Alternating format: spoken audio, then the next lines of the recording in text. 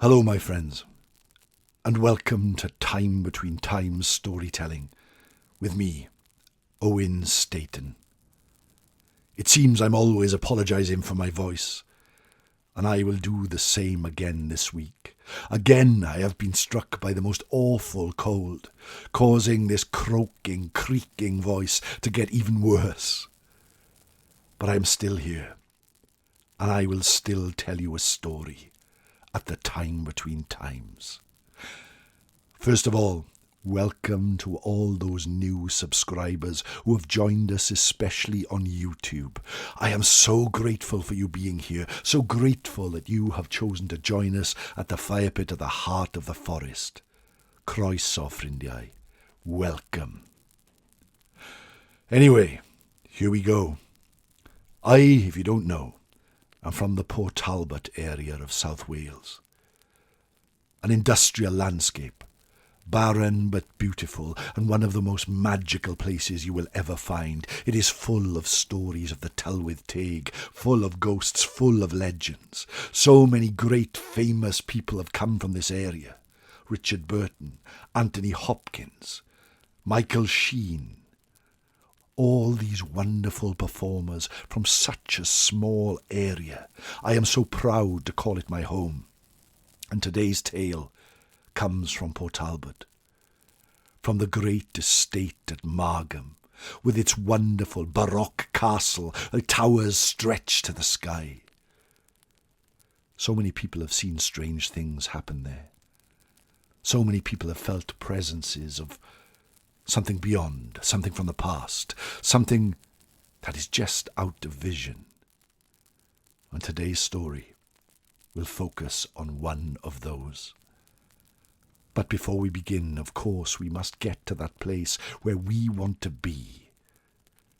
So sit back, relax, close your eyes if it's safe to do so, and imagine you are sat at the fireplace in your house. The sun is still shining outside, but there is just a hint that it's about to fade. You stand up. You step outside your front door. Feel the breath on your face. People are still going about their business. There's plenty of the day left, but you can feel it. That slight chill on the wind that makes you feel that the time between times is just moments away. You quicken your pace down the street, and there you come to it, the forest, where the modern world ends and the old ancient world begins, the forest that has stood there for many centuries. You wonder for a moment how many people have walked its darkened paths, and what were their purpose. Surely once upon a time it was full of poachers and hunters, but that's for this week's story. You set foot on the path and feel the leaves crunch underneath your feet. It twists and turns as you head inside. There you see it, the old mossy tower. You come to the babbling brook and place your hand in its crystal cool water. It feels like your hand will freeze. You pull it out, but that sensation tells you that you are alive. There it is, that smell on the breeze, the burning fire.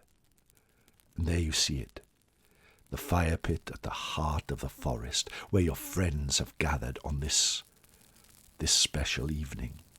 As you walk towards it, you see the sky is starting to turn grey.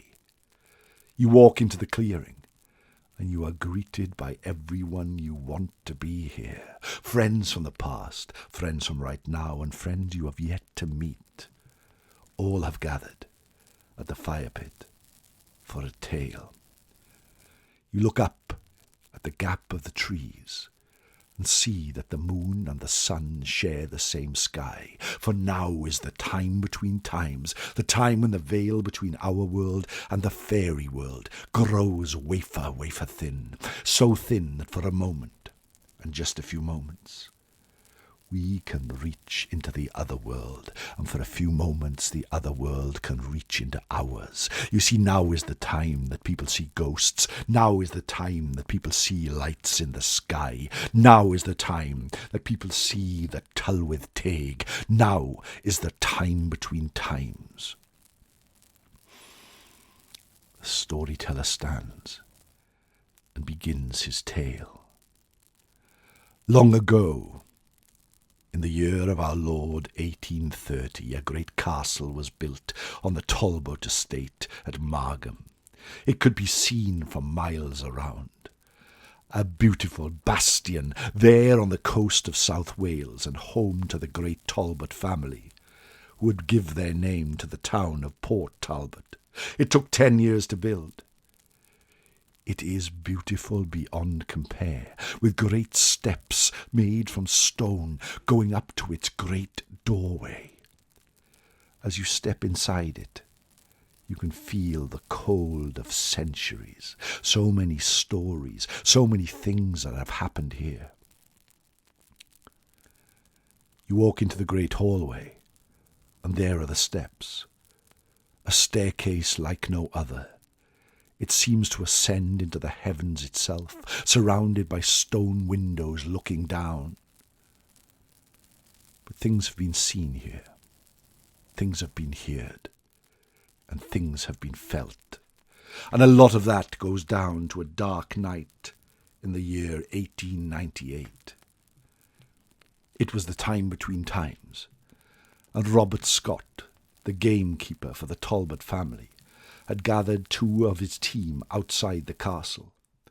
Over the last few weeks, poachers had been seen in the woods surrounding it. Rabbits had been killed, a reindeer had been slain, and this was something they must get rid of. Each of them decided to step up into the woods and in the mountains around, for even here at the castle, lights could be seen in the forest. Flaming torches and brands carried. Who knew by who? Robert Scott and his 2 colleagues set off that night. As they turned around and looked behind, they could see the lights in the castle, and they knew in an hour a great dinner would be prepared, something they had looked forward to for a long time, for it was almost midsummer, and they knew that celebrations would be had. Each of them were dressed in their coats and flat caps. Each of them carried a stick and a beater to make their way through the woods. They had caught many poachers in this way, and they felt tonight that they would be successful, and their masters, the Talbots, would be happy once more. So they set off. Up into the forest they went, twisting, winding paths. Even though they were just yards from the castle, yards from that great building, they soon lost themselves in an ancient woodland, stepping over streams, climbing over rocks, making their way under great branches. They carried on, and then Robert Scott turned to them and said, "Look!"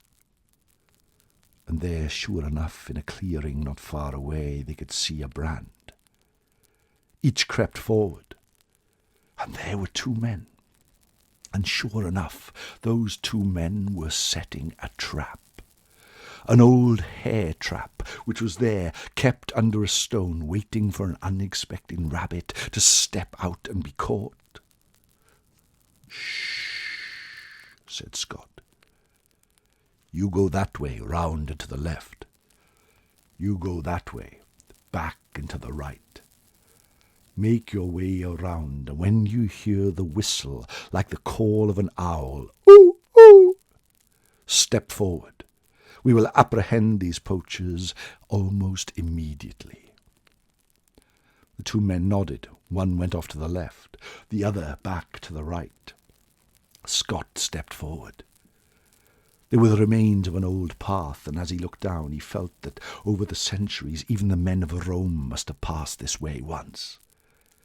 Every step he took in the quietest way he could possibly imagine. For hunting poachers was dangerous work.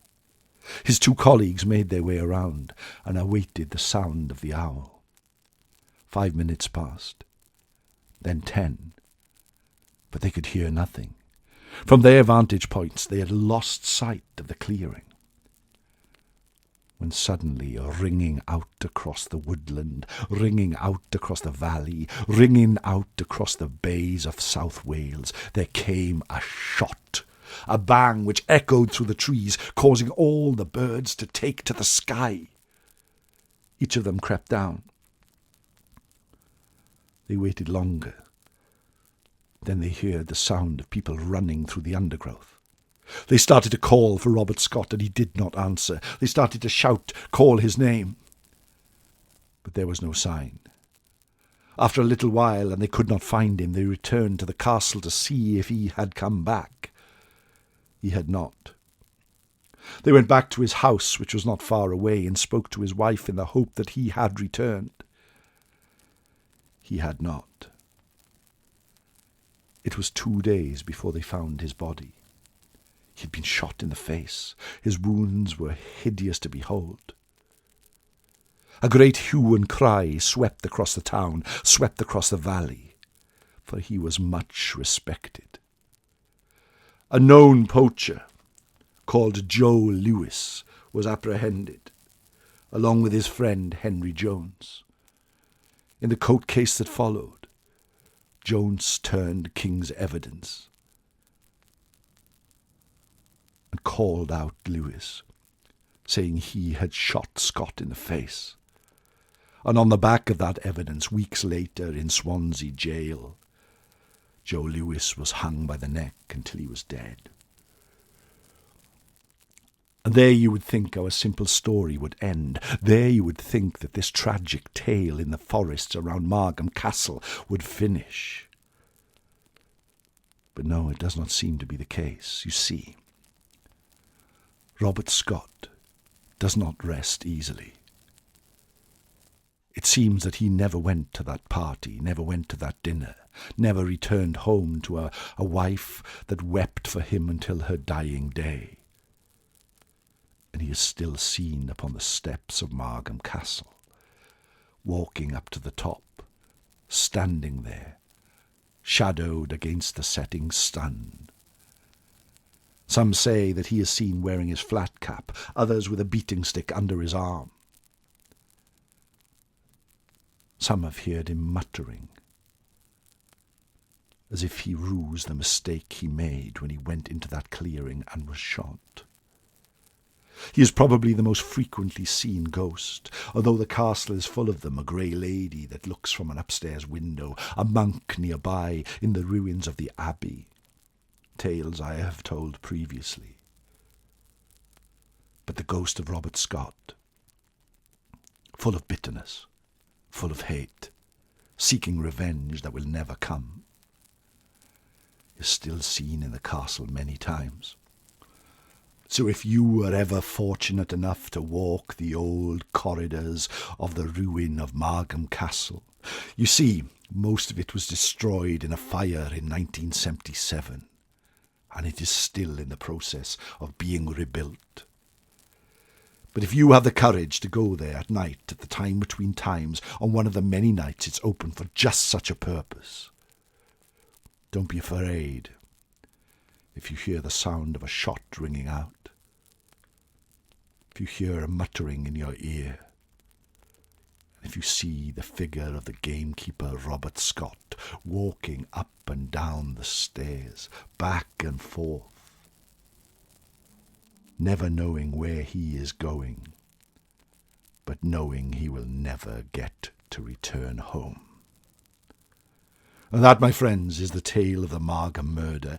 Dark, tragic, but a ghost from this area that many people have reportedly seen, and one whose tale deserves to be told.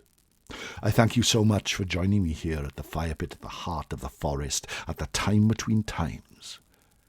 time it's neither night nor day, but the sun has gone and the sky is grey. My name is Owen Staton. You can find me at welshstoryteller.com. If you enjoy these tales, why not support me at ko-fi.com/Owen Staton, or become one of my Patreon followers at patreon.com/Owen Staton 7. I release a tale every week for you to listen to in a mindful way, just like this one. Diolch am gwrando. Thank you ever so much for being here.